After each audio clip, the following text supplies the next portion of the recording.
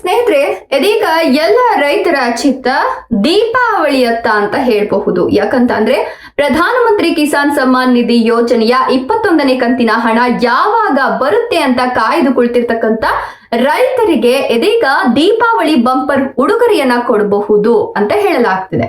ಯಾಕಂತಂದ್ರೆ ಕೆಂಪು ಕೋಟೆಯ ಮೇಲೆ ನಿಂತು ಪ್ರಧಾನಿ ನರೇಂದ್ರ ಮೋದಿ ಅವರು ಭಾಷಣವನ್ನ ಮಾಡ್ತಾರೆ.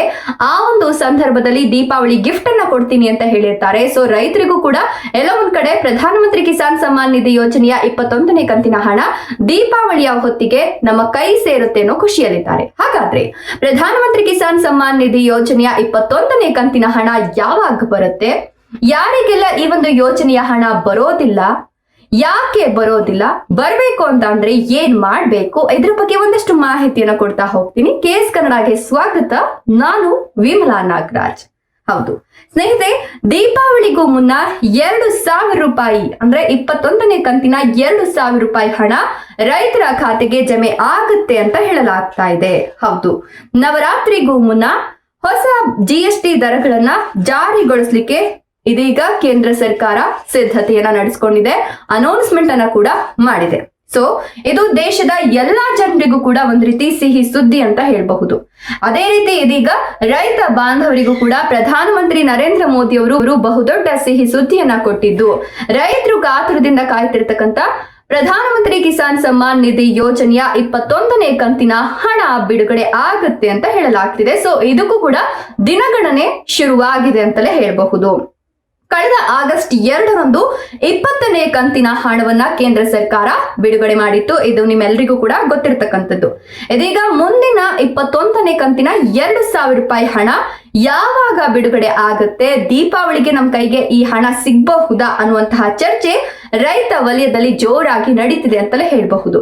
ಹಾಗಾದ್ರೆ 21ನೇ ಕಂತಿನ ಹಣ ಯಾವಾಗ ಜಮೆ ಆಗಬಹುದು ಅಂತ ನೋಡ್ತಾ ಹೋಗೋಣ ಬನ್ನಿ.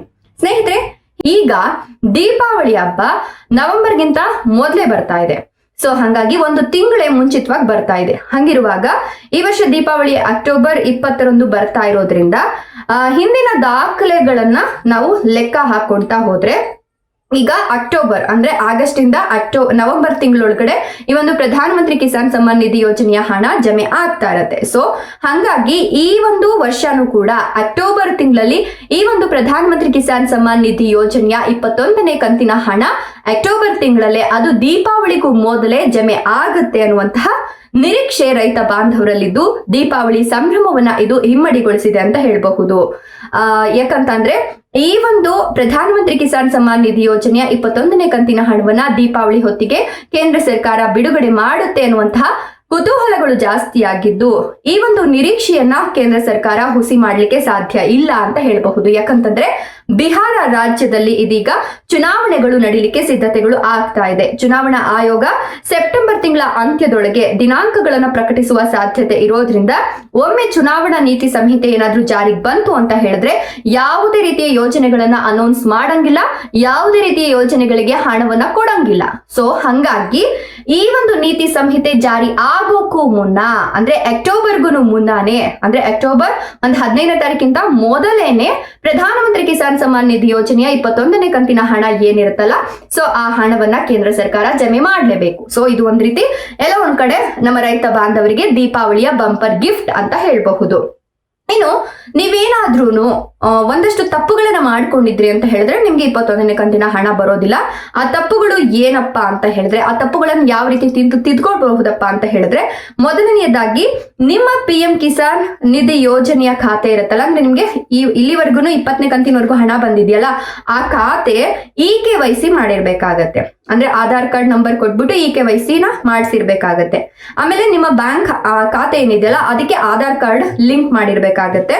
ಜೊತೆಗೆ ನಿಮ್ಮ ಜಮೀನಿನ ದಾಖಲೆಗಳನ್ನ ಕೃಷಿ ಇಲಾಖೆಯಲ್ಲಿ ಪರಿಶೀಲನೆ ಮಾಡಿಸ್ಕೊಂಡಿರ್ಬೇಕಾಗತ್ತೆ. ಸೊ ಈ 3 ಕೆಲಸ ಏನಾದ್ರೂ ನೀವು ಮಾಡಿಲ್ಲ ಅಂತ ಹೇಳಿದ್ರೆ 21ನೇ ಕಂತಿನ ಹಣ ಬರೋದಿಲ್ಲ ಅಂತ ಹೇಳಲಾಗ್ತಿದೆ. ಸೊ ನೀವೇನಾದ್ರೂ ಮಾಡಿಸಿಲ್ಲ, ಏನಾದ್ರೂ ತಪ್ಪುಗಳಿತ್ತು ಅಂತ ಹೇಳಿದ್ರೆ ಇನ್ನೂ ಟೈಮ್ ಇದೆ, ಬೇಗ ಹೋಗ್ಬಿಟ್ಟು ತಿದ್ಕೊಂಡ್ಬಿಟ್ರೆ ಖಂಡಿತವಾಗಿಯೂ ನಿಮ್ಗೂ ಕೂಡ 21ನೇ ಕಂತಿನ ಹಣ ಈ ಒಂದು ದೀಪಾವಳಿಗೂ ಮೊದಲೇನೆ ಬರುತ್ತೆ ಅಂತ ಹೇಳಬಹುದು. ಸೊ ಇದ್ರ ಬಗ್ಗೆ ನಿಮ್ಮ ಅನಿಸಿಕೆ ಅಭಿಪ್ರಾಯಗಳನ್ನು ಕಮೆಂಟ್ಸ್ ಮಾಡಿ, ವಿಡಿಯೋಸ್ ಲೈಕ್ ಶೇರ್ ಮಾಡಿ, ತಪ್ಪದೆ ನಮ್ಮ ಚಾನೆಲ್ ಅನ್ನ ಸಬ್ಸ್ಕ್ರೈಬ್ ಮಾಡ್ಕೊಳ್ಳಿ. Thank you.